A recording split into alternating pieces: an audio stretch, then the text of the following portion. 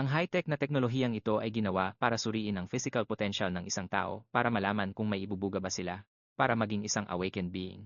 Pero, may isang bagay na hindi kayang sukatin ng mga test na to, ang skills. Karaniwan, ang mga awakener ay nahuhulaan ang skills nila at kung paano gamitin ang mga to, pero iba si Jiang Hayan. Isa sa pinakaimportante niyang skills ay ang insight, na hinahayaan siyang mabasa ang abilidad ng kahit sinong kalaban. At ang mas matindi pa rito, walang nakakaalam na si Jiang Hayan ay isang legendary player na nag-regress. Pwedeng i-level up ang skills, pwedeng bawiin ang mga benefits, at wala pang nagagawa si Jiang Hayan na pinagsisihan niya, ang pinaka. Mahalaga ngayon ay ang masanay sa katawan at skills niya. Pero pag tinitignan niya ang mga muscle na to, nakakaawa talaga. Sa bagay, nasa middle school pa lang siya, kaya hindi na nakakapagtakang ganito siya kapayat. Habang tinitignan ni Jiang Hayan ang sarili niya sa salamin, bigla siyang nakarinig ng pagtatalo mula sa sala. Kaya nga sabi ko, obserbahan muna natin siya ng isang taon. Buhay niya yan. At dapat siya ang pumili ng gusto niya. Sumilip si Jiang Hayan mula sa kwarto niya at na-realize na nag-aaway pala ang mga magulang niya. Ang tatay niya, gustong bigyan siya ng isang taon dahil alam niyang baka magustuhan nito ang pagiging hunter. Ang nanay naman niya, ayaw ipaubaya ang ganun ka. Halagang desisyon sa anak niyang nasa middle school pa lang. Naalala niya na sa past life niya, mahigpit din siyang tinutulan ng nanay niya, na maging isang hunter. Pero wala na talaga siyang oras para makipagtalo pa sa kaniya. Pero may isang bagay na tama ang nanay niya, ang isang taon ay pwedeng makapagpabago sa lahat. Alam ni Jiang Hayan na sa loob ng isang taon, sumasali ang mga player sa dose-dosenang laban, kumukuha ng experience at pinapahusay ang skills nila sa bawat isa, sa past life niya, kung nagsimula lang siya ng isang taon. Mas maaga, siguradong naabot niya man lang ang B-rank. Yun pa lang, kaya nang baguhin ang malagim na nangyari noon. Pero, una sa lahat, naramdaman ni Jiang Hayan na kailangan na niyang makialam para tapusin ang pag-aaway ng mga magulang niya. Binuksan niya ng malakas ang pinto ng kwarto at sinabi sa mga magulang niya, hindi ko kailangan ng isang taon. 6 na buwan lang, sapat na. Patutunayan ko sa inyo sa loob ng 6 na buwan. Seryoso ako, ma. Bigyan niyo lang ako ng pagkakataon na mapatunayan ang sarili ko. Sa huli, pumayag din ang nanay ni Jiang Hayan at kinaumagahan, nagpa siya siyang magsimula nang mag-training agad. Pero pagdating niya sa training center, hindi pinayagang pumasok si Jiang Hayan dahil siya ay minor de edad pa at kailangan ng parental consent. Nakalimutan niya to dahil naging adult na siya sa past life niya. Pero kung kailangan niya pa ng parental consent para lang makapasok, paano pa siya makakapag-training? Habang natitigilan si Jiang Hayan, bigla siyang tinapik ng kung sino sa balikat. Uy, Jiang Hayan, anong ginagawa mo rito? Isang masayahing mukha ang bumungad sa kanya at agad na nakilala siya ni Jiang Hayan. Ang pangalan niya ay Kim Jo-on at sa past life niya, isa siyang top-tier melee fighter na palaging nasa pangalawa o pangatlong pwesto sa Premier League. Hindi man umabot sa pinakataas, pero kayang-kayang tapatan ang number 1 player kapag nasa kondisyon siya. Pero sa puntong to, wala pang ideya si Jiang Hayan kung sino siya, kaya nagkamot na lang siya ng ulo at nagkunwaring walang alam. Pasensya na, sino ka nga ulit? Nautal si Jo-on at ikinumpas pa ang mga kamay habang nagpapakilala bilang kaklase ni Jiang Hayan. At isa pa, medyo sikat siyang awakener sa school nila. Kaya naman, gulat na gulat si Jo-an na hindi siya kilala ni Jiang Hayan. Ah, talaga ba? Ngayon ko lang narinig ang pangalan mo. Sa kabila ng masiglang pagpapakilala, nanatiling malamig si Jiang Hayan na naging malaking dagok kay Kim Jo-on pero pinilit pa rin nitong magmukhang masayahin. So, anong ginagawa mo rito? Magta-try out ka ba para sa Sanshona Academy Youth Club? Hindi, gusto ko lang mag-training pero kailangan daw ng parental permission. Pagkarinig nito, parang nakahanap ng ginto si Jo-on. Nanlisik ang mga mata niya at sinabing kaya niyang tumulong dahil member na siya ng club at pwede siyang makapasok ng libre. Bilang kapalit, gusto niyang panoorin si Jiang Hayan habang nagte-training. Pumayag naman siya dahil laking pasasalamat niya na hindi na kailangang umuwi para sa permit. Kahit medyo naiilang siya, wala naman siyang gagastusin. Kaya pumayag ang receptionist na i-book ang practice session ni Jiang Hayan kasama si Joanne mula sa Sanshona Academy bilang guardian niya. At habang nagpapalit ng sapatos si Jiang Hayan sa practice room 3, hindi na naman tumigil ang daldal ni Joon, hindi ko akalaing may iba pa sa school natin na gustong maging Sonsyo na aspirant. Tumingin si Jiang Hayan at nagtanong. Nag-umpisang magreklamo si Joan na kahit member na siya ng club, karamihan sa mga kasama niya ay mas matanda sa kanya at wala siyang kakilala roon. Kaya naman, nahihirapan siyang makisama. Kaya nang makita niya si Jiang Hayan dito, tuwang-tuwa siya pero curious din kung bakit ito nandoon. Dahil kahit gym to, wala namang talagang pumupunta rito para mag-workout. Hindi naman siguro ganoon kalala. Busi kasi silang lahat sa paghahanda para sa Sunsho na championship. Samantala, isinuot ni Jiang Hayan ang sapatos niya at nagsimulang mag-warm up. Pero gusto ba talaga niyang may nanonood sa kanya? Sinusubukan ko lang ang skills ko at nag-exercise. Wala namang interesting. Sa kabila ng pasaring ni Jiang Hayan, hindi ito nakuha ng bata. Sabik na sabik tumulong si Joon dahil mag-schoolmate naman daw sila, hindi talaga nagbago ang pagiging papansin niya mula noon. Pero ngayon, mas matanda na si Jiang Hayan ng ilang dekada kaysa kay Joon, kaya siguradong hindi niya na kailangan ang tulong nito. Matapos mag-warm up, binuksan ni Jiang Hayan ang system niya at nagsummon ng isang tanker clone.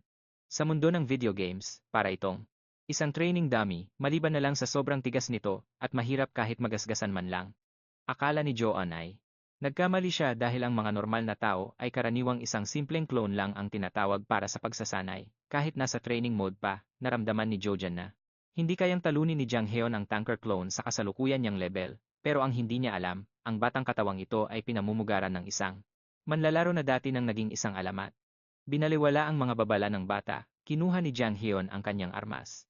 Sa harap ng tanker clone, punong-puno siya ng kumpiyansa. Siyempre, ang pinakamahirap na opsyon ang pipiliin niya para sa pagsasanay. Mahirap talunin? Ikaw lang ang nag-iisip niyan. Ngumisi si Jang Heon, hindi napigilang asarin si Jojan. Alam na alam niya kung paano tatalunin ang isang bagay na kasing lakas at tibay ng tanker clone gamit ang isang bagay na mas matigas at mas malakas pa. Ito ang pinakamadali at pinakamaikling landas. Siyempre, hindi pa niya ito kayang gawin sa ngayon, pero hindi ibig sabihing wala na siyang magagawa. Hawak ang kanyang armas, sumugod si Jang Heon. Tumalon sa taas ng tanker clone, puntirya ang mga pinakamahinang bahagi nito ang mga kasukasuan. Ang mga atake ni Jang Heon ay napakatumpak. Mayroon siyang mahusay na kontrol sa kanyang katawan, at nagtagumpay ang una niyang sipa. Sumunod, si Jang Heon ay gumamit ng insight para matukoy ang lahat ng mahihinang bahagi ng kalaban, saka muling bumilis, at eksaktong pinuntirya ang mga ito. Ang humawak ng armas at makipaglaban, kahit sa training mode lang, ay nakakapanabik. Maya-maya pa, ang tanker clone ay bumagsak at naglaho. Habang nanonood si Jojan, hindi niya mapigilang mapabulalas kung gaano ito kagaling. Pero nagpatuloy siya, siguro, itinakda mo ang depensa nito sa pinakamababang setting, di ba? Kung hindi, kakailanganin mo ng kakaibang armas para makagawa ng ganyang pinsala. Si Jang Heon ay hindi nakapagsalita. Binabaliktad ba ng batang ito ang kwento dahil hindi niya maintindihan, pero tinamad na siyang makipagtalo, kaya hinayaan na lang niya si Jojan sa kung anong gusto nitong isipin. Pagkatapos nyon, nagsimulang pumalakpak si Jojan, kahit papaano ay humanga pa rin. Siguradong papasa ka sa pagsasala. Nakapagsanay ka na ba ng fencing o pakikipaglaban gamit ang sibat? Gusto ko ring subukan bago makipag-training sa grupo. Sige, gawin mo. Nanatiling matipid sa salita si Jang Heon dahil wala siyang obligasyong magpaliwanag o gabayan si Jojan, kahit ano paman. Malalaman din niya iyon kung susubukan niya. Kaya naman pumunta si Jojen sa isa pang training room, mabilis na kinuha ang kanyang espada, at sinubukang gumawa ng tanky na clone gaya ng ginawa ni Jang Heon. Ginaya pa nga niya ang mga atake ni Heon, pero walang gaanong epekto. Matapos ang ilang round, nananatiling matatag ang tank clone habang si Jojen naman ay hinihingal na sa pagod. Sinubukan pa niyang itakda ang defense stats sa pinakamababang antas nito, pero wala pa rin siyang magawang pinsala sa kalaban. Mataas na ang sikat ng araw, pero si Jojan ay matigas ang ulong ayaw lumabas ng training room. Malinaw na pinagmukhang madali lang ito ni Jang Heon, pero si Jojan ay hindi man lang makagasgas sa training dummy. Sigurado si Jojan na may kulang sa ginagawa niya, kaya nagpatuloy siya sa pag-iensayo ng sobrang tutok, kaya hindi niya napansing. May tao na sa likod niya. Hoy Jojan, wala ka bang balak batiin ang senior mo? Sa gulat, lumingon si Jojan at nakita ang isang upperclassman na nakasandal sa pinto. Agad niyang ibinaba ang kanyang espada at magalang na bumati. Ji Soo-hyung, kumusta po? Dahan-dahang lumapit ang bagong dating, napansing nag-iensayo si Jojan gamit ang tank clone at nagtataka kung anong nangyayari. Nang sabihin ni Jojan na nagwa-warm up lang siya, mas kakatwa ang tingin ni Ji Soo rito. Sinong gumagamit ng tank clone para lang mag-warm up? Kahit nasa pinakamababa pa ang depensa nito, wala ka man lang nagawang galos. Huwag kang magpatawa. Walang tigil na tinutuya ni Ji Soo. Si Jojan, na nagngangalit na lamang ang mga ngipin sa inis. Samantala, nilisan ni Heon ang training room, puno ang isipan ng isang kaisipan. Masyado pa siyang mahina. Nagbibigay ang Public Hunter Center ng lahat ng pangunahing kagamitan sa pagsasanay para sa mga hunter.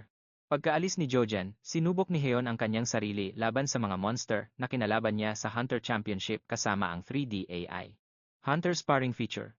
Napagtanto niyang mahina pa rin siya dahil ang insight niya ay nasa B-rank pa lang, kaya hindi siya makapaglunsad ng anumang malalakas na atake.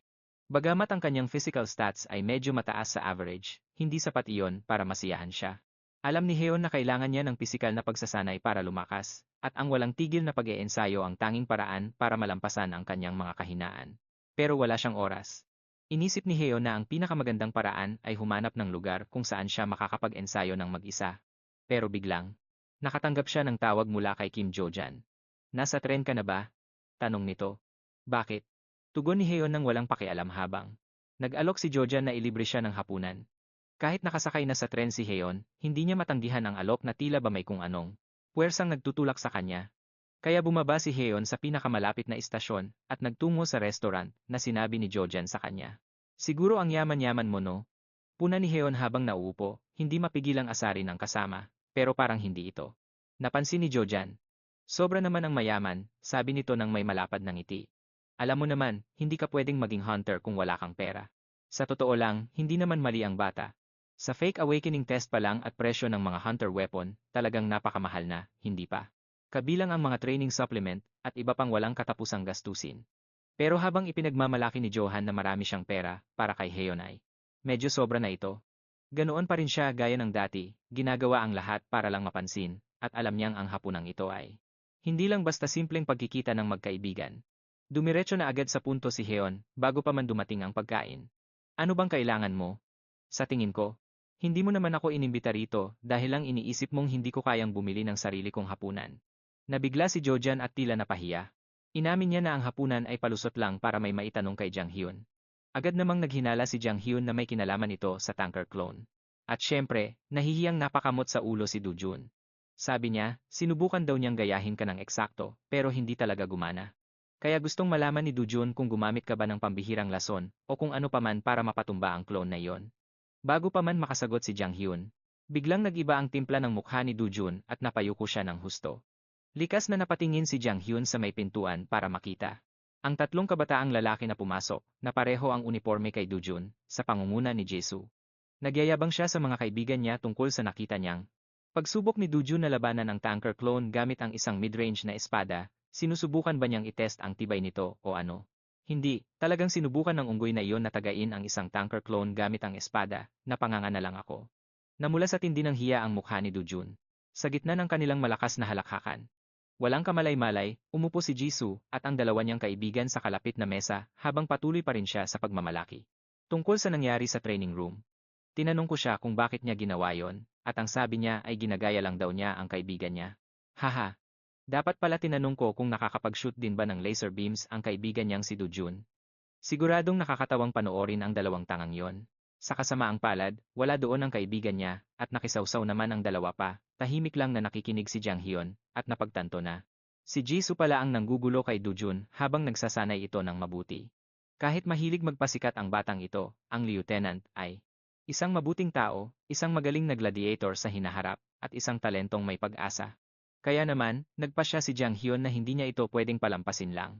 Ibinagsak niya ang kanyang baso, sabay malakas na nagpahayag, madali lang i-adjust ang settings ng isang tanker A-clone kung alam mo ang sikreto. Pakiusap, wala kayong kailangang gawin, pero ang pagsubok na pabagsakin ito ay kahanga-hanga. Ang mga nagsasabing imposible ito, ay mga mahihina at walang kakayahan lang. Sapat ang lakas ng boses ni Jang Hyun para marinig ni Jisoo ang lahat, at hindi niya ito hahayaang makalusot, kaya tumayo siya at lumapit sa kanya. Wala ba talagang nakakaalam sa akademi nyo kung paano talunin ang mga tanker A-clone? Patuloy sa pang-uuyam si Jang Hyun habang si Do Jun, na namumutla na sa kaba, ay paulit-ulit na nagbabala sa kanya na tumigil na, pero huli na ang lahat. Narinig na ni Jisoo ang lahat at ngayon ay nakatayo na siya sa harap nila, habang ipinatong ang isang paa sa kanilang mesa bilang pagpapakita ng lakas. Ikaw ba si Jang Hyun? Sino ka ba sa akala mo para bastusin ang isang estudyante mula sa Sanha Technician Academy? Sigurado akong hindi mo kakayanin kahit isang tama lang mula sa isang awakened na tulad ko, may 3 segundo ka para magpakita ng respeto. Nagulat si Jang Hyun, hindi dahil sa mga banta ni Jisoo, kundi dahil sa sobrang corny ng mga ito, na parang galing lang sa isang pangit na drama sa eskwelahan. Pero malas niya lang, si Jang Hyun ang tipo ng lalaki na hindi umaatras sa laban. Kanina pa naghihintay si Jang Hyun na makakain, at sinira lang ito ng lalaking ito na walang kaalam-alam. Bumuntong hininga siya at tumayo. Noong akala ni Jisoo na ang kalaban niya ay bahag na ang buntot sa takot. At malapit nang magmakaawa para sa patawad, biglang nagpakawala ng suntok si Jang Hyun na ikinagulat ng dalawang kasama ni Jisoo. Nakahandusay na talunan sa sahig si Senior Jisoo, isang kaawa-awang tanawin. Ipinilig ni Jang Hyun ang kanyang kamao at naisip na kung bibigyan siya ng 3 segundo, ito mismo ang gagawin niya.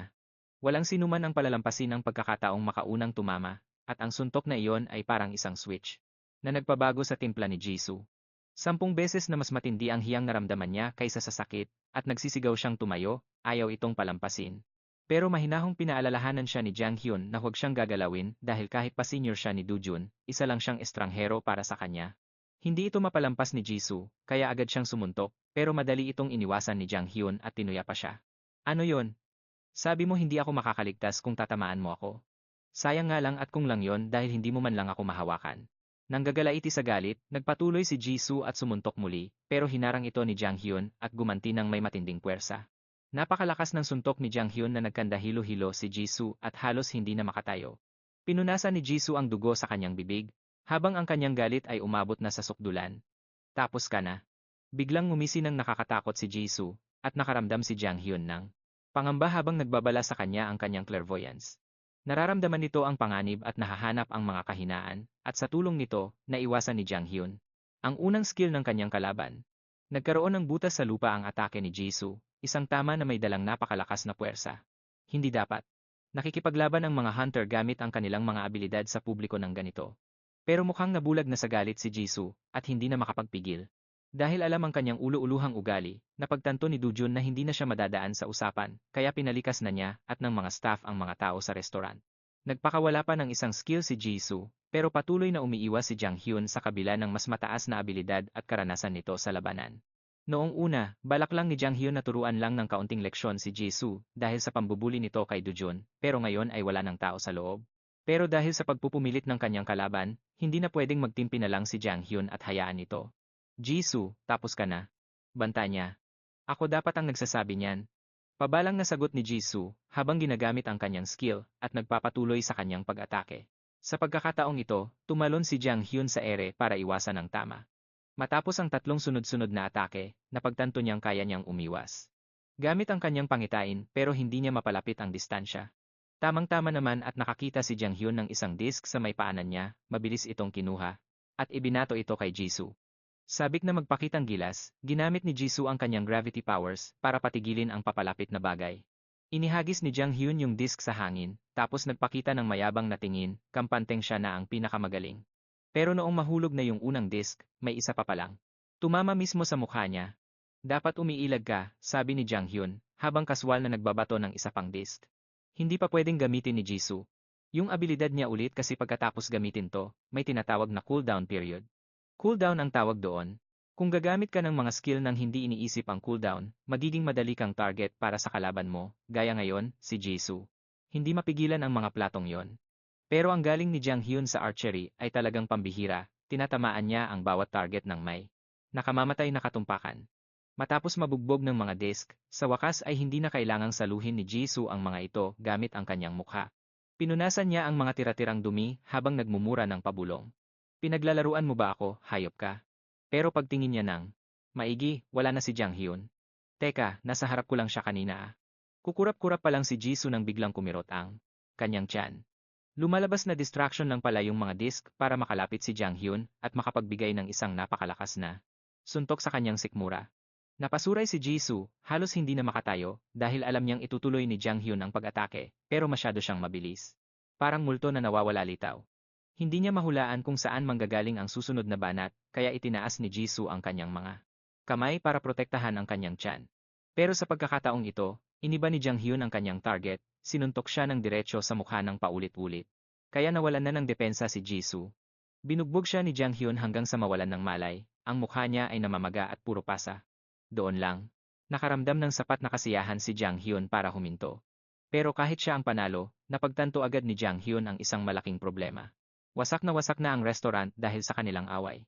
Kahit na si Jisoo ang nagumpisa ng gulo at nanalasa sa lugar, si Jang Hyun ang unang sumuntok. Ngayon, si Jisoo ay walang malay sa sahig habang siya naman ay ayos na ayos. Tumakas na rin ang mga kampon ni Dujun at Jisoo, at hindi na alam ni Jang Hyun ang gagawin. Biglang pumailan lang sa hangin ang tunog ng sirena ng pulis. na lalong nagpadagdag sa kanilang problema, kaya wala nang nagawa si Jang Hyun kundi suntukin ang sarili niya ng paulit-ulit hanggang sa mamula at magkapasa ang kanyang mukha. Pagkatapos, hinila niya si Jisoo paitaas, winisikan ng tubig, at biglang bumagsak sa sahig sa harap nito. Si Jisoo, nagising na ngayon, ay galit na galit nang makita si Jang Hyun sa sahig. Paghihiganti lang ang nasa isip niya, kaya itinaas niya ang kanyang kamao. Pero, bago pa man makatama si Jisoo, natatarantang pumasok si Dujun kasama ang isang pulis. Huling-huli sa akto si Jisoo, na sinasakal si Jang Hyun, at handa nang manuntok habang itong si kuya ay todo bigay naman sa pag-arte. Tinakpan niya ang kanyang mukha gamit ang kanyang mga kamay, nagkunwaring kawawa at nagmakaawang huwag ng saktan. Parang awa nyo na, huwag nyo na akong saktan, please. Mukhang seryoso ang sitwasyon kaya binunot ng pulis ang kanyang baril, at halos hindi naman mapigilan ni Jang Hyun ang mapanuksong ngisi. Napakagaling ng pag-arte ni Jang Hyun, na pati ang pulis ay nauto niya. Dinala si Jisoo sa presinto, pero hindi siya nangahas na magsalita dahil ayaw niyang malaman ng iba na tinalo lang siya ng isang baguhan. Bukod doon, kitang-kita ang paggamit niya ng gravity skills, kaya siya ang pinabayad sa mga nasira sa restaurant. Di nagtagal sa gym, narinig ni Jang Hyun na pinag-uusapan ni Joan si Jisoo na mukhang baon sa problema matapos ang gulo. Pinagtulungan siya ng ibang mga miyembro at pinagmulta, at may mga bali-balita pang napatalsik na siya sa grupo. Nakamit ang hustisya, at sobrang nasiyahan si Jang Hyun. Mas naging maayos din ang relasyon nila ni Joan, at nagsimula na silang mag-gym ng sabay. At hindi na naiinis si Jang Hyun sa kagustuhan ni Joan na matuto sa kanya, pero ang layo talaga ng agwat ng lakas nilang dalawa. Halos walang tigil kung mag-ensayo si Jang Hyun araw-araw. Samantala, si Joan naman ay laging hingal kabayo kahit sandali pa lang nagwo-workout. Sa mga abilidad ni Jang Hyun, may isa na tinatawag na bloom na hindi pa rin aktibo. Pinapayagan siya nitong mag-awaken ng skill. Pagkatapos makagawa ng isang pambihirang tagumpay, at hindi kailanman naisip ni Jang Hyun na ang pagtalo sa isang talunan gaya ni Jisoo ay mabibilang doon. Pero pagkatapos niyon, nakatanggap na siya ng bagong skill na ang tawag ay shout attack kapag isinigaw ni Jang Hyun ang pangalan ng skill. O yung lugar na tina-target niya bago umatake, lalong lumalakas ang puwersa niya, at hindi naman kailangang tumugma ang salita sa gagawin niya.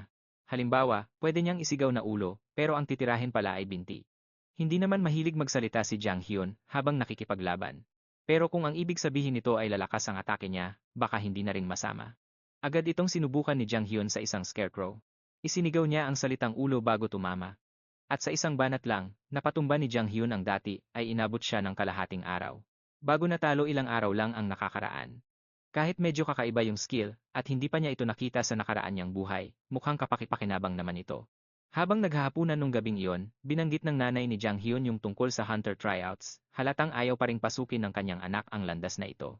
Pero ang determinasyon ni Jang Hyun na sumali ay lalo lang nagpadagdag sa kanyang pag-aalala, lalo na't ang programang Hunter The Next Generation ay idinisenyo para humanap at humubog ng mga hunter na may natatagong galing. Nakapag-register na ng matagumpay si Jang Hyun kahapon.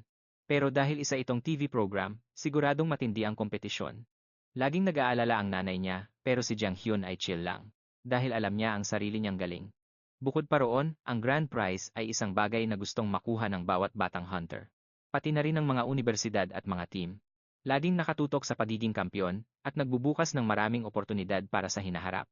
Bukod sa malaking premyo, ang mananalo ay makakakuha ng isang custom-made na sandata. Nag-aalala pa rin ang nanay ni Jang Hyun, pero nang makita ang determinasyon ng kanyang anak, wala siyang ibang magawa kundi ipagluto ito ng masasarap na pagkain para lumakas. Sige, kain lang ng kain, basta wag kang iyak-iyak sa akin kapag natalo ka. Napatawa na lang si Jang Hyun habang kumukuha ng isa pang pirasong karne, paano ba namang hindi niya malalaman na magiging madugo ang labanan. Ang mga organizer ay nakapag-scout na ng mga pinakamahuhusay na kandidato mula sa mga Hunter Championship sa buong mundo. Gayunpaman, napakaraming pabuya para sa mga magpapakitang gilas kahit hindi sila manalo dahil target din ng mga organizer ang mga pinakamagaling sa mga baguhan. Si Jang Hyun, isang hunter na marami nang nakamit sa dati niyang buhay, ay determinadong hindi magpapatalo sa mga baguhan sa kompetisyong ito. Kaya naman, ginugol ni Jang Hyun ang kanyang mga araw sa pag-iensayo ng mga exercise na swak sa mga pagsubok ng Hunter Selection Program. Hindi nagtagal, sumapit na ang araw ng kompetisyon, at lumapit si Jang Hyun sa main arena na may halong kaba at pananabik. Matagal-tagal na rin nung huli siyang tumayo rito. Pero ngayong araw, ito na naman ang magiging panimula niya. Ang kompetisyon para sa susunod na henerasyon ng Hunter ay nahahati sa 3 bahagi. Ang una ay gaganapin sa isang tore, habang ang ikalawa at ikatlo naman ay sa isang virtual reality arena. Minsan nang naitanong ni Jang Hyun Kung bakit sila nagtayo ng pagkalaki-laking mga stage, gayong iilan lang naman ang gumagamit. Pero ngayon, naintindihan na niya. Para pala ito sa mga espesyal na okasyong tulad. Hanito. Punong-puno ang mga upuan ng mga kandidatong sabik na makipaglaban, at agad na nakilala ni Jang Hyun ang mga pamilyar na mukha ni na Yui Huang, Ji Aon, Yui Haiju, at Jang Min Seong. Sa dati niyang buhay, hindi siya nakasali sa programang ito. Sa katunayan, nangyari ito matagal pa bago ang kanyang debut, kaya hindi inakala ni Jang Hyun na makikita niya sila rito. Pero marami-raming tao rito. At ang ilan sa kanila ay may ibubuga rin. Hindi niya alam kung sino ang nanalo sa dati niyang buhay. Pero sa pagkakataong ito, ang koronang iyon ay para sa kanya na. Naputol ang pag-iisip ni Jang Hyun nang marinig ang isang pamilyar na boses na tumatawag sa pangalan niya. Maagang dumating si Deok Jun, at naitabi pa siya ng upuan. Pagkakita kay Jang Hyun, agad itong nakipagsismisan tungkol kay Jisoo, na balitang nasa ilalim ng mahigpit na pagbabantay. At ayon sa doktor, 3 linggo pa bago ito tuluyang gumaling, mukhang talagang binugbog ng husto ni Jang Hyun ang mokong na to. Pero kahit bugbog sarado, nandito pa rin si Jisoo sa kompetisyon ngayong araw. Ayon kay Jun, kailangan niyang pumunta para magpasikat sa mga pro team na naghahanap ng mga batang talent. Habang nagtsitsismisan, isang makapal na hamog ang bumalot sa entablado, hudyat na magsisimula na ang palabas. Pagkatapos, sa gitna ng usok, biglang lumitaw ang MC na may hawak na mikropono. Ang mga bagong player at bagong mukha ang laging pinag-uusapan. Sino ang magiging susunod na henerasyon ng mga hunter? Maligayang pagdating sa Hunter, The Next Generation, kung saan isinisilang ang mga alamat, simula na ngayon, ang nakakasilaw na mga ilaw at nakabibinging hiyawan, ay lumikha ng isang kahanga-hangang tagpo. Dahil man ito sa galing ng MC o sa sikat ng palabas, talagang napakainit ng atmosfera. Narito ang mga mahuhusay na kandidato na tumalo sa napakaraming awakened sa buong bansa, at nalampasan ang 2% acceptance rate. Para katawanin ang bagong era ng mga Korean Hunter. Susunod, ipapakilala natin ang panel ng 3 hurado para sa taong ito. Ang una ay si Jo Era, isang makapangyarihang babae sa Korean Hunter Federation na may 3 pambansang kampyonato. Ang susunod naman ay ang pambato ng Korea sa international arena, ang runner-up ng World Hunter Championship na si Lee Minho. At sa huli, si Min Soo-hyuk, isang sikat na manlalaro sa pambansang koponan ng Korea. Pero sa tatlo, tila si Lee Minho ang pinakainaabangan ng lahat. Tama naman, sino ba namang hindi magkakagusto sa isang bata, guwapo, at talentadong player na may mga tagumpay sa ibang bansa. Bukod dito, akala ng lahat ay abala siya sa pakikipaglaban sa abroad, kaya ang paglitaw niya rito ngayon ay isang malaking sorpresa. Si Jang Hyun ay isang hindi pa kilalang kalahok, pero sina Lee Minho at Min Soo-hyuk ay dati niyang mga kapantay. Gayunpaman, pakiramdam niya ay hindi siya malalampasan ng mga taong ito, lalo na't dala-dala ni Jang Hyun ang mga alaala at karanasan mula sa dati niyang buhay. Mabilis na uminit ang kompetisyon nang simulan ng MC ang pagpapakilala sa mga pabuya. Ang mananalo ay tatanggap ng 500 milyong won. Kasama ang isang custom-made na sandata mula sa Moras, isang premyong ikinagulat ni Jang Hyun. Nabalitaan na niya ang tungkol sa exclusive weapon forging. Pero hindi niya inakalang ang Moras ang mag-i-sponsor nito. Ang kanilang mga ordinaryong item ay nagkakahalaga na ng daan-daang milyong won, at ang mga custom-made na sandata ay para lamang sa mga taong karapat-dapat. Hindi niya akalaing ang isang talent show ay makakapagbigay ng ganoon kalaking premyo, pero ang nakakaakit na premyong ito ay lalo lamang nagpaalab sa determinasyon ni Jang Hyun na makuha ang unang pwesto. Hindi lang ito tungkol sa premyo, kundi tungkol din sa pag-abot sa dual core stage ng mas maaga kaysa sa inaasahan. Matapos i-anunsyo ang premyo, tumuloy na ang programa sa pinakaimportanteng bahagi kung saan si Jo Era, bilang kinatawan ng mga hurado, ay inihayag ang unang misyon. Ito na ang magiging malupit na elimination round dahil sa dami ng mga kandidato, at ang unang hamon ay isang survival game sa loob ng isang dungeon kung saan ang mga totoong transcendents ay minsang nakipaglaban. Magpapatuloy ang laro hanggang sa 20 kalahok na lang ang matira sa lupain ng mga nawawalang kaluluwa, at ang top 5 na may pinakamaraming napatumbang kalaban ay magkakaroon ng bentahe sa susunod na yugto. Pagkatapos magsalita ni Jo Era, inanunsyo na ni Ara ang simula ng misyon, at ang mga kandidato ay bigla na lang naglaho sa kanilang mga upuan, teleport sila papunta sa hamon ng dungeon. Ang lupain ng mga nawalang kaluluwa. Pagdilat ng mga mata ni Chong Hyun, natagpuan niya ang sarili sa dungeon na napuntahan na niya noon sa isa niyang pangitain. Dahil ito ang lugar para sa finals, kabisado na niya ang bawat sulok nito, pati ang istruktura, mga pangunahing mekanismo, at ang buong ecosystem nito. Pati ang mga sikretong dungeon nito, alam niya. Kampante si Chong Hyun na sisiw lang sa kanya ang hamong ito, kahit na hindi pa siya masyadong sigurado kung saan ba dapat mag-umpisa. Wala siyang kamalay-malay na kanina pa siya tinititigan ni Judge Jo Ara sa live feed, binabantayan ang bawat galaw niya. Kumbinsido ang judge na sa dungeon na ito, hindi na makakapandaya si Chong Hyun o mapapaikot ang mga patakaran gaya ng ginawa niya noong preliminaries. Nakalusot lang siya noon nang hindi man lang nagpapakita ng totoong abilidad.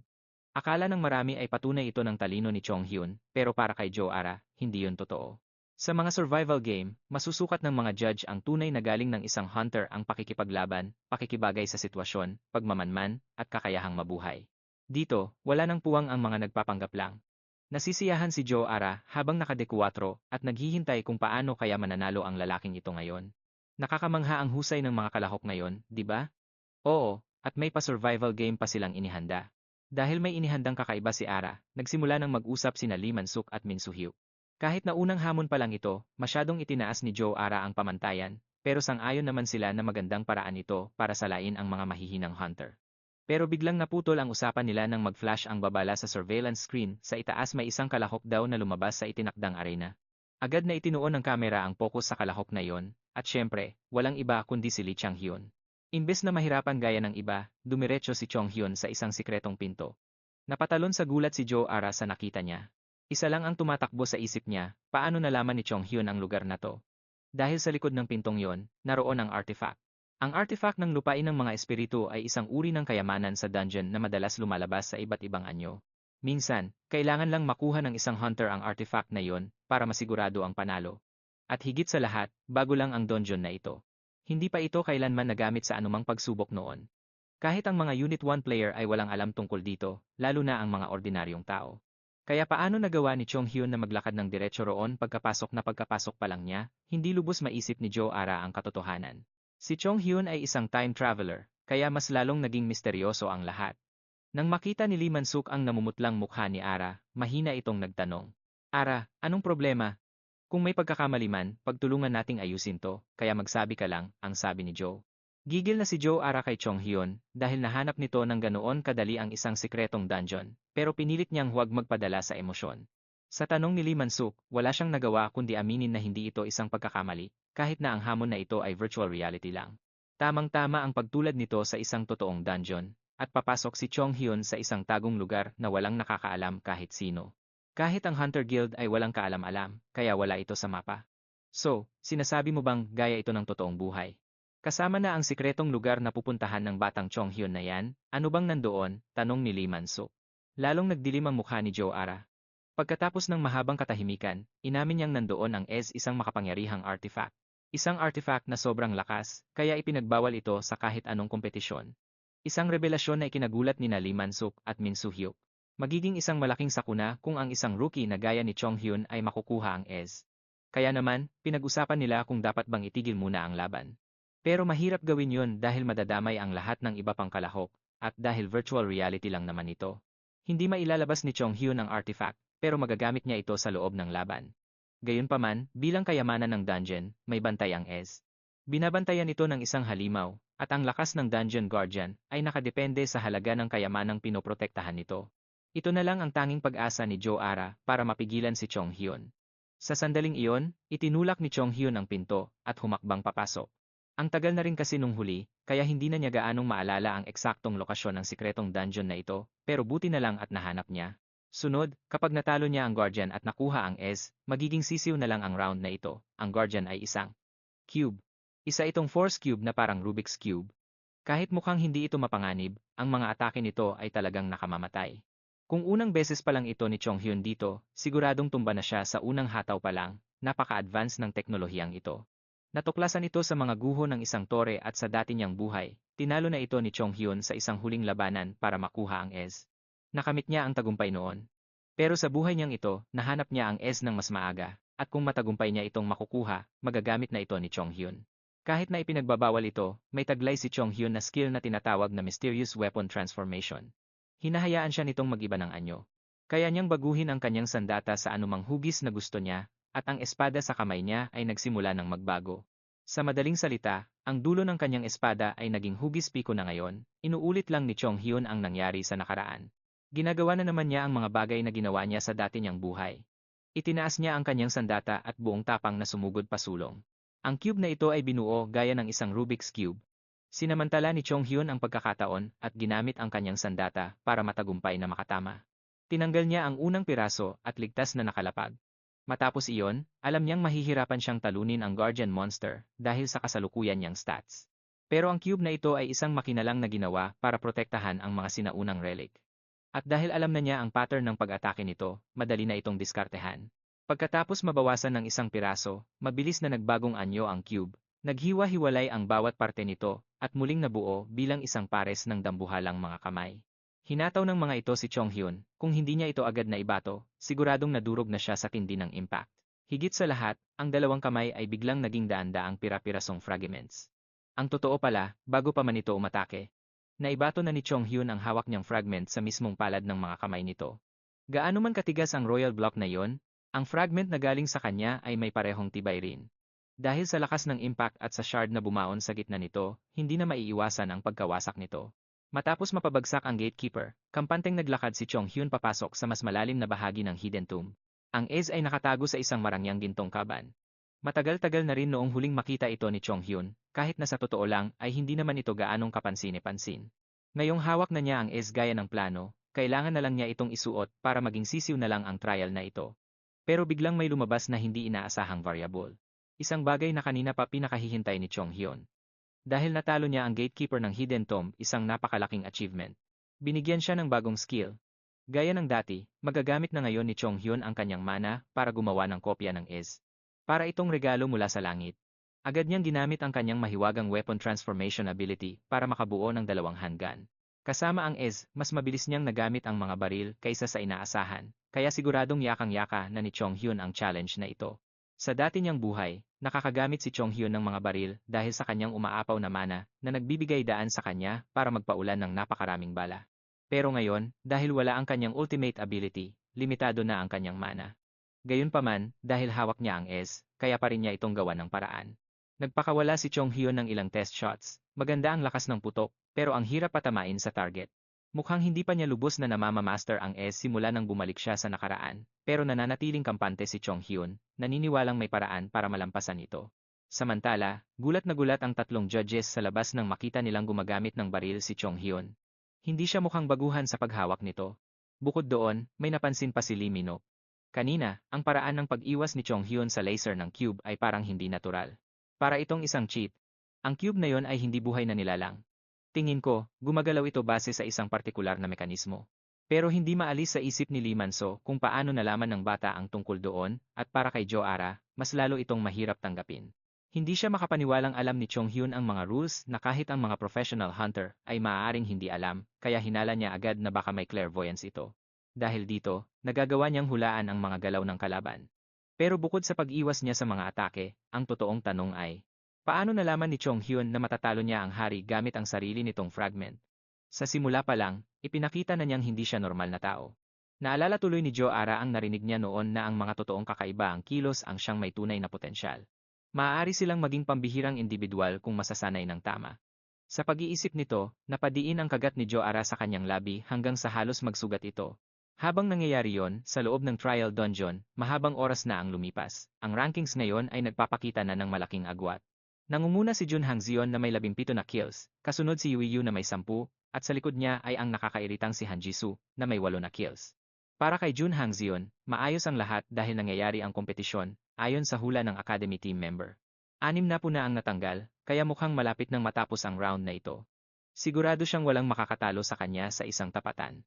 Pero biglang nagulat si Jun Hangzion sa 3 sunod-sunod na putok ng baril. Ang may gawa noon, syempre, ay walang iba kundi si Chong Hyun. Medyo nagtagal siya sa loob ng hidden dungeon kaya wala pa siyang kills. Sinuri niya ang rankings at na-realize na ang tanging paraan para mag-number 1 ay ang ubusin ang lahat ng iba pang contestants. Pero wala namang ganoong kalaking ambisyon si Chong Hyun. Sa madaling salita, first round pa lang naman ito. Sapat na sa kanya ang ika-5 pwesto. Bakit pa siya magpapapagod maghanap sa iba? Kaya naman, nagpa siya si Chong Hyun na itumba na lang ang sinumang makita niya. Ang unang biktima na nahagip ng kanyang paningin ay walang iba kundi si Han Jisoo, na noon ay palihim na sinusundan ng isa pang contestant. Wala siyang kamalay-malay na nasa likuran lang niya si Chong Hyun. Matapos matukoy ang kanyang biktima, agad na ginamit ni Han Jisoo ang kanyang gravity skill. Gusto niyang durugin ang kanyang kalaban hanggang sa maging isang malaking hukay ang kinatatayuan nito. Lumabas si Han mula sa kanyang pinagtataguan habang sumisipol.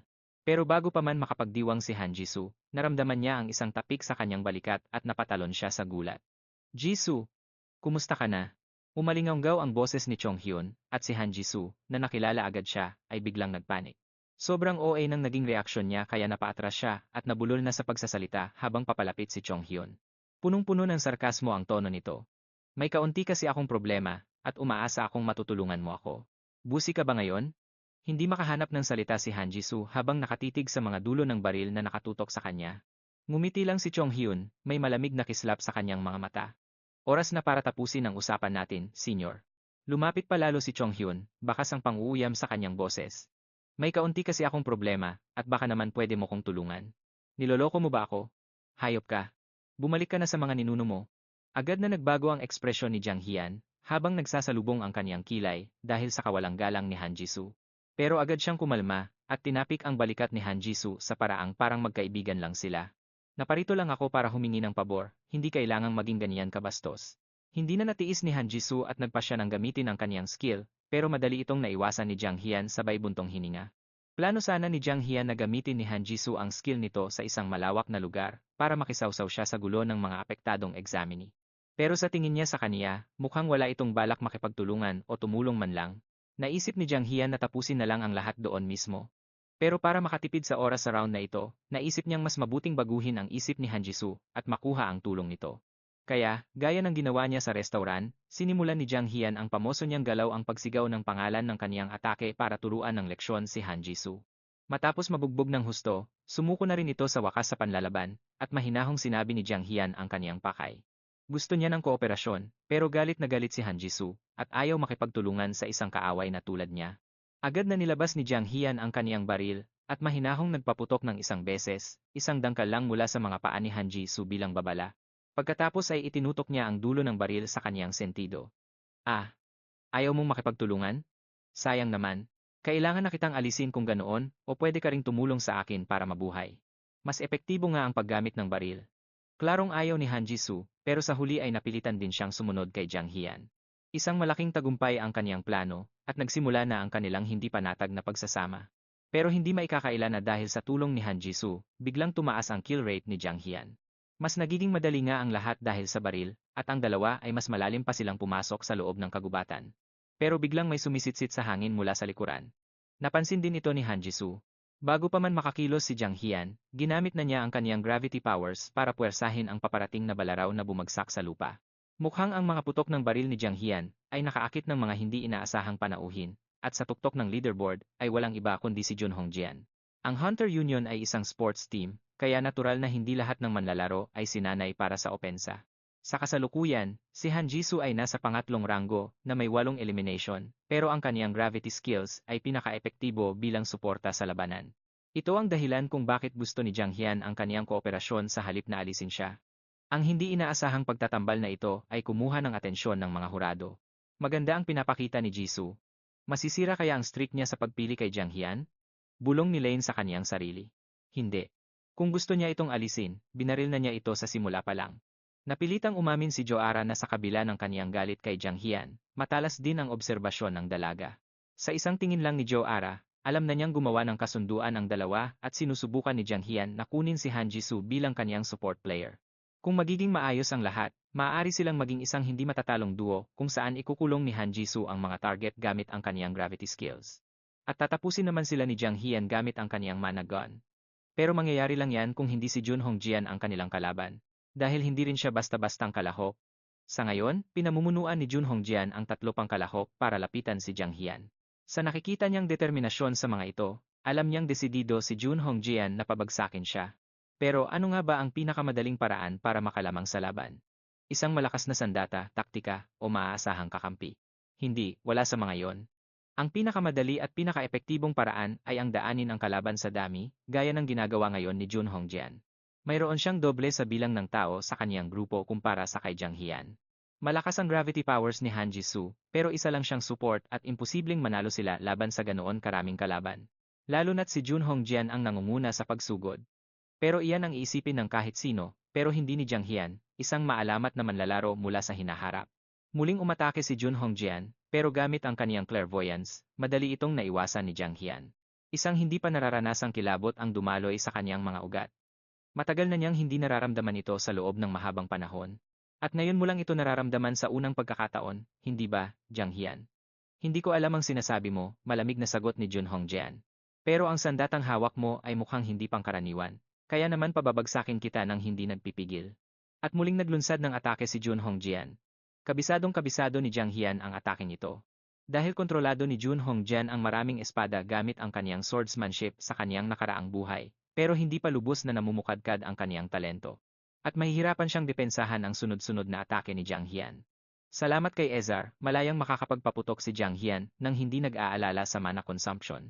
Kaya napilitan si Jun Hongjian na magtago sa likod ng puno. Hindi pa siya kailanman gumamit ng ganoong taktika noon. Ang baril ni Ezar sa kamay ni Jiang Hian ay talagang isang sandatang bangungot. Samantala, isa sa mga kakampi ni Jun Hongjian ang nag-ambush kay Jiang Hian mula sa likuran. Nagpakita lamang ito ng kaniyang kakulangan sa galing. Hindi lang siya nakontra, kundi sa ganito kalapit na distansya, hindi sasablay ang baril ni Jiang Hian. Isang putok ang umalingaunggaw at inalis ni Jiang Hian ang unang kakampi ni Jun Hongjian, kaya dalawa na lang ang natira sa kaniyang mga kasama. Gamit ang kaniyang clairvoyance, tinukoy ni Jiang Hian ang kanilang mga pinagtataguan, habang nagpaplanong ubusin silang lahat. Todo depensa si Jiang Hian. Kumari pa siya ng takbo, bumangga sa isang bato, at tumalon sa ere para sa isang perpektong tira. Ang kanyang paggising ay isang simpleng kalabit lang ng gatilyo, pero ito na ang mitsa ng kamatayan para sa mga bagitong manlalarong ito. Sa isang kisap mata, 7 na agad ang naitumba ni Jiang Hian. Isa na lang ang kailangan niyang tapusin, si Jun Hongjian. Tuloy-tuloy ang putok ni Jiang Hian at sa pagkakataong ito, hindi tumakbo si Jun Hongjian. Sa halip, ginamit niya ang kanyang higanteng espada para sumangga. Nasangga niya ang bawat bala ng may pambihirang galing. Nakalkula pa niya na bumagal ang mga bala ni Jiang Hian dahil paubos na ang mana nito. Pero kahit taglay niya ang lakas ng kabataan, hindi pa rin uubra si Jun Hongjian sa isang maalamat na manlalarong naglakbay pabalik sa nakaraan. Di hamak na mas magaling si Jiang Hian. Nang may buong kumpiyansa, pinaulanan niya muli ng atake ang kanyang kalaban. Sa pagkakataong ito, bakas na ang kaba kay Jun Hongjian dahil malinaw na pabor na kay Jiang Hian ang laban. At sa wakas, nagkaroon ng awang sa depensa ang kalaban, na agad namang sinamantala ni Jiang Hian para sa huling tira. Pero bago pa man tumama ang bala, biglang naglaho ang paligid. Tapos na ang hamon at ang 20 natitirang manlalaro ay ibinalik na sa dati. Nakabalik na sila sa malaking bulwagan. Inanunsyo ng MC ang pagtatapos ng survival game at kitang-kita ang pagkadismaya sa mukha ni Jiang Hian. Konti na lang sana at napatumba na niya si Jun Hongjian, bumukas ang mga ilaw sa entablado at naghihintay na ang 3 hurado sa pagbabalik ng mga kalahok. Sabik na sabik silang naghihintay. Tapos na ang unang round at nagbigay na ang MC ng mga detalye para sa susunod na misyon. Malalaman ang susunod na misyon sa loob ng 1 linggo. Sa mga panahong iyon, naging mga hunter muna ang mga nakaligtas na kalahok para mahasa ang kanilang galing. Sa loob ng 1 linggo ilalabas ang mga detalye ng susunod na misyon. Habang naghihintay, opisyal nang naging mga hunter ang mga nakaligtas na kalahok na ito. Naghanda ang mga hunter para sa susunod na yugto. Ang mga detalye ng darating na misyon ay ihahayag sa loob ng 1 linggo para sa mga natirang kalahok. Natapos na ang unang round at may karagdagang impormasyon na darating sa loob ng 1 linggo. Pansamantala, malaya munang makakapagsanay ang mga kalahok. Hinasa nila ang kanilang kakayahan gamit ang mga makabagong pasilidad sa pagsasanay, pero parang wala lang ito kay Jiang Hian. Naiinis pa rin siya sa nakuha niyang ranking. Tutal, pang-5 lang naman talaga ang target ni Jiang Hian sa simula pa lang. Ngayong nakuha na niya ito, hindi pa rin siya masaya. Sayang, konting-konti na lang kasi at mapapatalsik na sana niya si Jun Hongjian. Ang tanging nakapagpagaan ng loob niya ay ang matagumpay na paggising ng kanyang espesyal na abilidad. Pagkatapos ng talumpati ng mga hurado, nagmamadaling lumapit si Zhou Jun at inakbayan si Jiang Hian. Dahil magkaibigan na sila, hindi na ito pinansin ni Jiang Hian. Salungat sa pagkadismaya ni Jiang Hian sa pagiging panlima, mukhang tuwang-tuwa naman si Zhou Jun. Uy Jiang Hian, nabalitaan ko na panlima ka raw at gumamit ka pa ng totoong baril. Pinag-uusapan ka na ng lahat ngayon. Nakapasok si Zhou Jun sa susunod na round, pero masabik siyang malaman kung paano nakahanap ng baril si Jiang Hian at kung paano niya ito ginagamit. Bago pa man makasagot si Jiang Hian, may lumapit na reporter at sinabing kailangan siyang ma-interview. Hindi ito ang unang beses na humarap siya sa kamera, pero ito ang unang beses na siya mismo ang bida, kaya naman tensyonado siya at hindi alam kung saan titingin. Ang unang tanong ng reporter ay kung bakit nagpasya si Jiang Hian na sumali sa programang Next Generation Hunter. Buong kumpiyansa siyang sumagot na wala na siyang nakikitang ibang karapat-dapat na kandidato. Nabigla ang reporter at mga kameraman sa naging sagot niya. 15 taong gulang pa lang naman si Jiang Hian, kaya inaasahan na ang pagiging mayabang nito. Pagkatapos nito, tinanong ng reporter si Jiang Hian tungkol sa kanyang saloobin. Matabang na sumagot si Jiang Hian. Sa tingin ko, mas ginalingan ko pa dapat, pero dahil nakapasa naman ako, hindi na rin nakakapagtaka. Marami ka sigurong nakaharap na ibang kalahok sa laban, di ba? Sino ang itinuturing mong karapat-dapat na kalaban? Sinubukan ng reporter na isalba ang sitwasyon mula sa mga mayayabang na sagot ni Jiang Hian, wala, kahit isa. Patuloy siyang binuhusan ng malamig na tubig ni Jiang Hian. Sa totoo lang, medyo nag-aalala siya kay Jun Hongjian. Pero ang tawagin nitong karibal sa TV ay parang sobra naman yata. Masyado kang kampante pero bakit panlima ka lang? Kung ibang tao siguro iyon, baka nataranta na sa sobrang pressure. Pero si Jiang Hian iyan, matabil ang dila at matatag ang loob. Taglay niya ang lakas na hinubog mula sa nakaraan niyang buhay. Muli, sumagot siya ng may buong kumpiyansa. Ano pang silbi kung tatambakan ko na agad sila sa simula pa lang? Sa pagkakataong ito, ang reporter at cameraman naman ang natulala.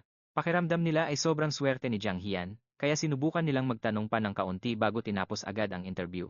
Pagkatapos pakawalan, pumunta si Jiang Hian sa kantina kasama si Zhou Jun, pero hindi siya tumitigil sa pagbubuntong hininga at pagrereklamo. Lumabas na hindi lang pala si Jiang Hian ang tinawag para sa interview. Lahat ng 20 kalahok na nakapasa ay kasama rin. Kasama na rito si Zhou Jun.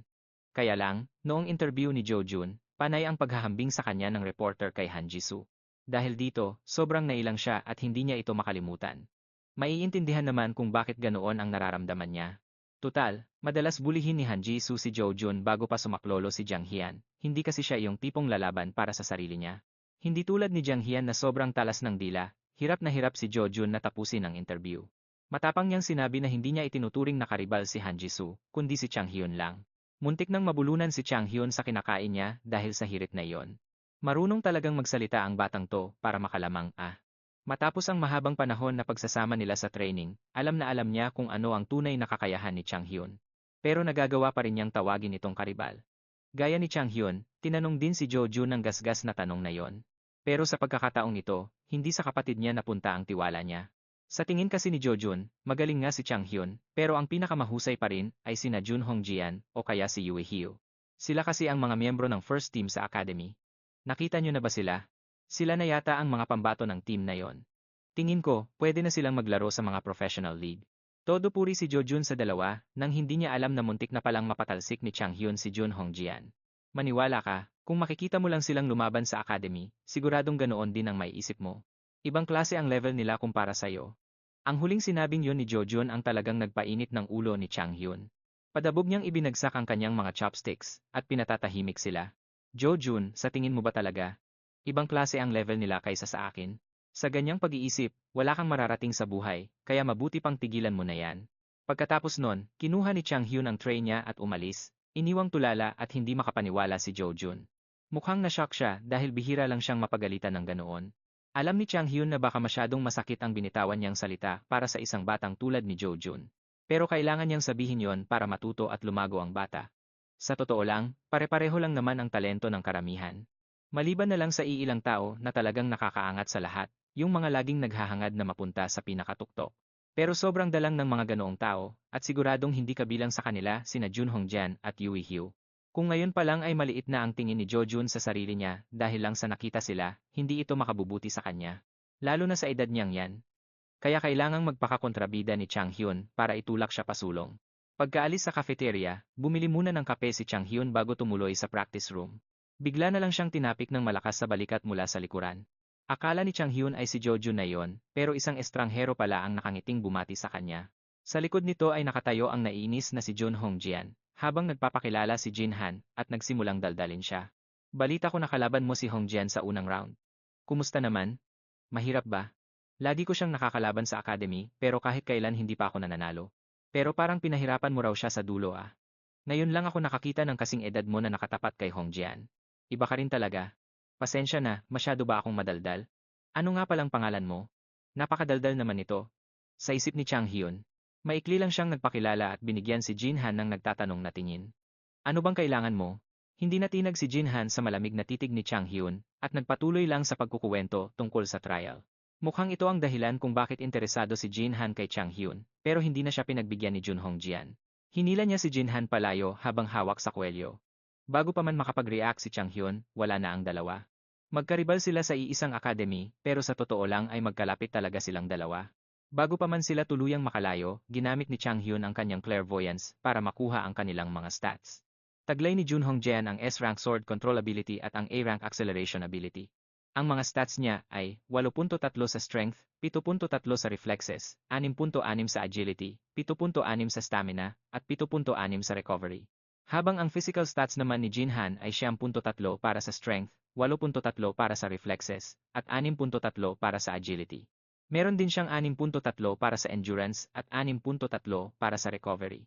Mas mababa ito ng kaunti kumpara kay Junhong Jian. Pero mas mataas pa rin ito kaysa kay Chang Hyun dahil hindi mo pa nailalabas ang lahat ng iyong potensyal. Ang ilan sa mga stats nila ay mas mataas sa iyo ng 50% o doble pa nga, nagawa mong talunin si Junhong Jian kanina. Pero siguradong hindi na magiging madali ang susunod na round. Maya-maya pa ay napanood na sa telebisyon ang palabas, kung saan ipinakita ang pagpapakumbaba ni Jun at ang kayabangan mo.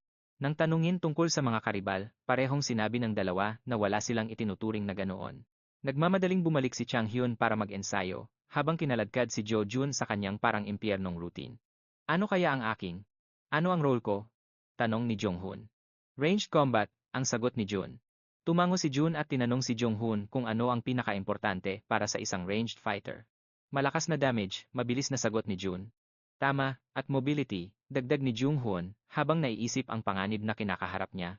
Ang mga melee fighter na may kakaibang bilis o may ranged attacks ay malaking banta sa mga ranged fighter na gaya natin, kaya para malabanan sila, dapat ay kasing bilis o mas mabilis pa si Jung-hoon sa kanila. Isang kawili-wiling ideya nga iyon. Bigla namang may narinig silang boses sa loob ng training room. Napalingon agad sina Jun at Jung-hoon.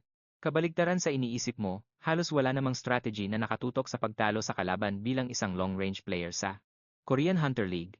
Kaya bakit mo naman naisip yan? Nakaramdam ng pagkailang si Jong-hoon sa lalaking ito, na malaki ang katawan at hindi niya kilala. Pero dahil nandito siya sa gym, siguradong hindi lang siya basta-bastang tao. Kahit nag-alinlangan, alam niyang hindi magandang baliwalain ang tanong ng nakatatanda. Kaya sumagot si Jong-hoon habang lumalayo sa machine. Tama po siya. Tingnan niyo na lang kung paano lumaban ang mga team sa dalawang sikat na grupo gaya ng LDS at ECG sa France. Laging ang mga ranged fighter ang inuuna nilang itumba. Sa madaling salita, nakadepende ang lahat sa ranged fighter ng kalaban, sapat na itong dahilan para mag-focus ako sa training. Tinitigan ng maigi ng lalaki si Jong-hoon, tapos bigla itong tumawa at lumapit. So, sinasabi mong dahil sa range skills mo, ikaw ang magiging pangunahing target ng mga melee fighter ng kalaban? Matapang at kawili-wiling kaisipan yan. Habang tumatawa siya at pumapalakpak, tila bumigat ang paligid. Pero biglang nagbago ang mukha niya at binalaan si Jong-hoon.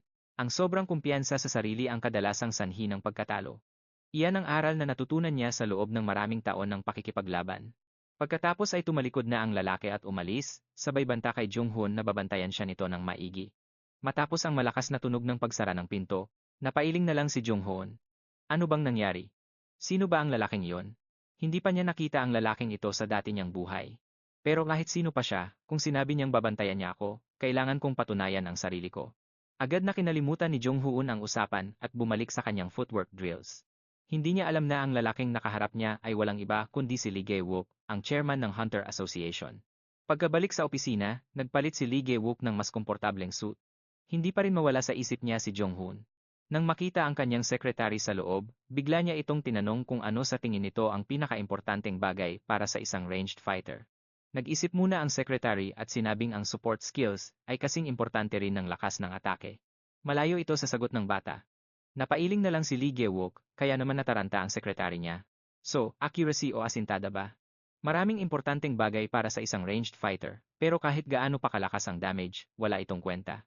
Kung hindi ito tatama, kaya naman sapat na ang accuracy. Biglang pinutol ni Lee Jae-wook ang sinasabi ng kanyang assistant. Pumikit siya at sumandal sa upuan habang inaalala ang kanyang kabataan. Noong unang panahon, may teammate si Lee Jae-wook, na seryoso rin sa pag-eensayo ng mga binti gaya ni Jong-hoon. Noong oras na yon, tinanong niya rin ang parehong tanong. Hoy, bakit ka ba laging nagpa-practice ng footwork? Gagamit ka rin naman ng mana balang araw. Noon, hindi maintindihan ni Jae-wook. Ang kaibigan niya nang sabihin nito na ang binti ang pinakaimportanteng asset ng isang ranged fighter. Ipinaliwanag nito na sa bawat laban. Sa mga monster, ang mga ranged fighter ang laging unang tina-target dahil alam din ng mga monster na mahina sila sa dikitang labanan. Kaya naman, ang mga ranged fighter gaya ng snipers ay dapat laging gumagalaw matapos ang unang tira, sa katunayan, dapat silang gumalaw ng walang hinto.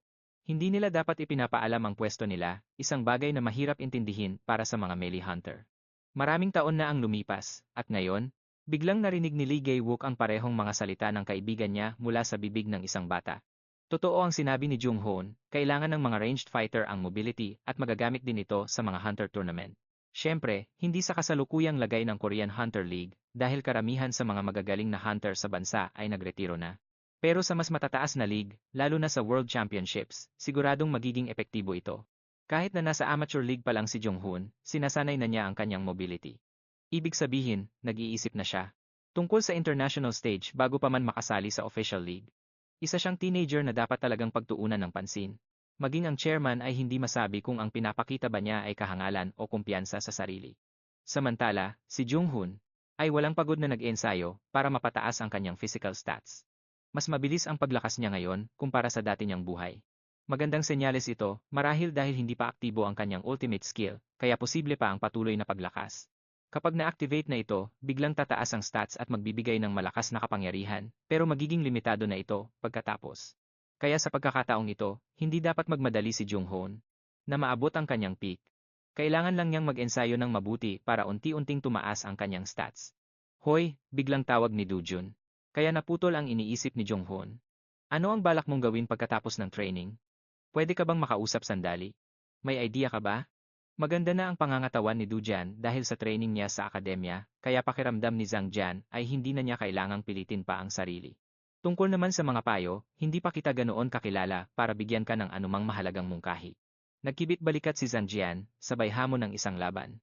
Gusto niyang makipagbakbakan kay Du Jian para makita kung gaano na bakalayo ang narating ng kanyang kakayahan.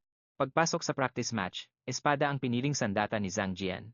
Nagulat si Du Jian dahil hindi pa niya ito nakikitang gumamit niyon kailanman. Teka, marunong kang gumamit ng espada? Kaunti lang, sagot ni Zhang Jian habang hinahaplos ang talim sa kanyang kamay. Nakahinga ng maluwag si Du Jian nang makitang tila baguhan lang si Zhang Jian sa pag-eespada. Natatakot kasi siyang baka baril ang gamitin nito dahil siguradong talo na siya kapag nagkataon. Pero pagdating sa pag-eespada, tiwala si Du Jian na hindi siya matatalo. Gayunpaman, si Zhang Jian ang unang sumugod. Umalingaw-ngaw ang tunog ng nagbabangga ang bakal sa loob ng training room habang pilit na sinasangga ni Du Jian ang atake ni Zhang Jian. Agad na nanghina ang kanyang mga braso dahil sa tindi ng puwersa. Tumalsik pa siya paatras at ang kanyang mga mata ay nakapako sa espadang hawak ni Zhang Jian. Gulong-gulo siya.